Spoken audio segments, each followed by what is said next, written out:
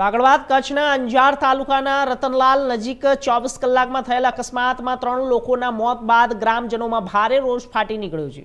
અકસ્માતોથી કંટાળેલા લોકોએ national highway પર ચક્કાજામ કરીને સુરક્ષા સુવિધાઓની માંગ ઉઠાવી હતી। અંજારના રતનલાલ ગામ નજીક નેશનલ હાઈવે પર સતત વધી રહેલા અકસ્માતોને કારણે ગ્રામજનોમાં આક્રોશ જોવા મળ્યો હતો। છેલ્લા 24 કલાક દરમિયાન થયેલા અલગ અલગ અકસ્માતોમાં 3 લોકોના મોત થયા હતા।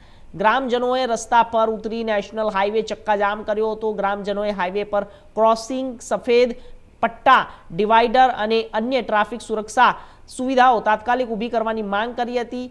સ્થાનિકોના કહેવા મુજબ 1100 કરોડના ખર્ચે બનેલો આ નેશનલ હાઈવે શરૂઆતથી જ ખરાબ રોડની સમસ્યાને લઈને ચર્ચામાં રહ્યો, છતાં વાહન ચાલકો પાસેથી ટોલ વસૂલવામાં આવી રહ્યો છે। રતનલાલ ગામ રાજકીય રીતે જે મહત્વ ધરાવે છે, કારણ કે આ ગામ તિકમભાઈ છાંગા અને આહિર અને ભારતીય જનતા પાર્ટીના કચ્છના જિલ્લાના પ્રમુખનું ગામ હોવાનું પણ ચર્ચાઈ રહ્યું છે। ચક્કાજામના પગલે હવે હાઈવે પર વાહનોની લાંબી કતારો થઈ ગઈ છે। પોલીસ અને વહીવટી તંત્ર પર સ્થળે પહોંચીને ગ્રામજનોને સમજાવવાનો પ્રયાસ કરી રહ્યા છે।